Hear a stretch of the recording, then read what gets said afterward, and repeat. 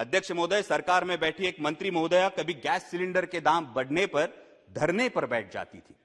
आज gas cylinder के दाम जब 1000 के पार हो गए तो क्या माननीय मंत्री महोदया भूल गई कि सास भी कभी बहू थी? अभी मेरे एक बहुत सीनियर सांसद सदस्य ने बहुत अच्छी पंक्तियां की, महंगाई नहीं खर्चे बढ़ रहे हैं। मैं उनसे यही कहना चाहता हूं, जनाब गुमराह मत कीजिए ये कहकर कि महंगाई नहीं खर्चे बढ़ रहे हैं। जुबान तो है आपकी, लेकिन अल्फाज किसी और के बोल रहे हैं।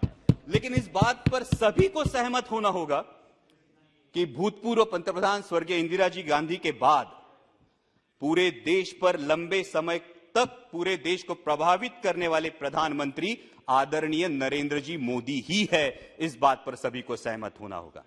लेकिन अध्यक्ष महोदय, इतिहास गवाह है कि प्रभावी व्यक्तियों का नुकसान विरोधियों से ज्यादा उनके अनुयायी करते हैं। इस बात का इतिहास गवाह है और इसीलिए सोशल मीडिया के अंधभक्तों से और सवाल पूछने के बजाय में मशगूल रहने वाले मीडिया के कुछ नुमाइंदों से सावधान रहने में ही देश हित है।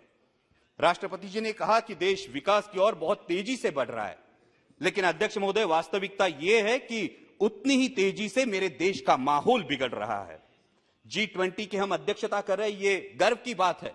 और G20 का लोगो देखिए तो बहुत ही प्यारा लोगो है, जिसमें हम विश्व को बता रहे हैं वसुधैव कुटुंबकम।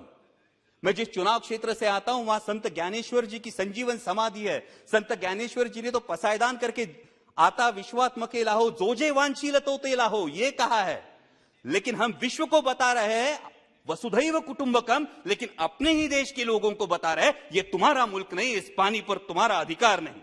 अध्यक्ष महोदय, सभी को याद होगा, बचपन में स्कूल में जाया करते तो 10 पैसे की लिमलेट की गोली खरीदते थे और 10 पैसे की लिमलेट की गोली शर्ट के कोने में पकड़ के दांतों से तोड़ के दोस्त को दिया करते थे। अध्यक्ष महोदय, तब फर्क नहीं पड़ता था दोस्त का नाम अमित है या अमजद। आज फर्क पड़ता है।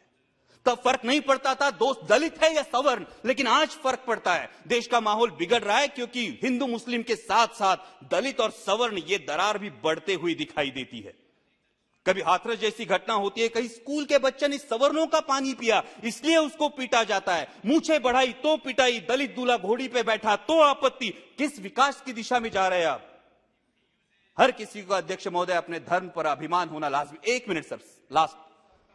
हर किसी को धर्म पर अभिमान होना लाजमी है, लेकिन धार्मिक अभिमान जब धार्मिक उन्माद पर उतर आता है तो इस अमृत काल में जो हलाहल पैदा होगा उसकी जिम्मेदारी कौन लेगा, उसके परिणाम कौन भुगतेगा? राष्ट्रपति जी ने अपने अभिभाषण में जो सपना दिखाया वो सच होने के लिए हर देशवासी को यह समझना होगा अध्यक्ष महोदय कि ये देश सिर्फ 38% वोट बटोरने वाली किसी एक राजनीतिक पार्टी का नहीं, बाकी 62% देशवासियों का भी है। इस सच का सम्मान हो। भगवे से किसी को परहेज नहीं और होना भी नहीं चाहिए, लेकिन भगवा तिरंगे में से एक रंग है, इसी का सबको एहसास हो। दहलीज के अंदर कोई ईश्वर, अल्लाह, यीशु किसी की भी उपासना करे, दहलीज के बाहर कदम रखते ही वो सिर्फ और सिर्फ भारतीय हो। पंथ, प्रांत और धर्म से जुड़ी भावनाओं का जरूर सम्मान करे, लेकिन हर देशवासी की सर्वोच्च भावना राष्ट्र प्रथम हो। तभी अमृतकाल का अमृत अंतिम पंक्ति में खड़े अंतिम व्यक्ति तक पहुंचेगा। डाल डाल पर फिर सोने की चिड़िया का बसेरा होगा और इस अमृतकाल में मेरा राष्ट्र विश्व की महाशक्ति बनकर उभरेगा। जय हिंद, धन्यवाद।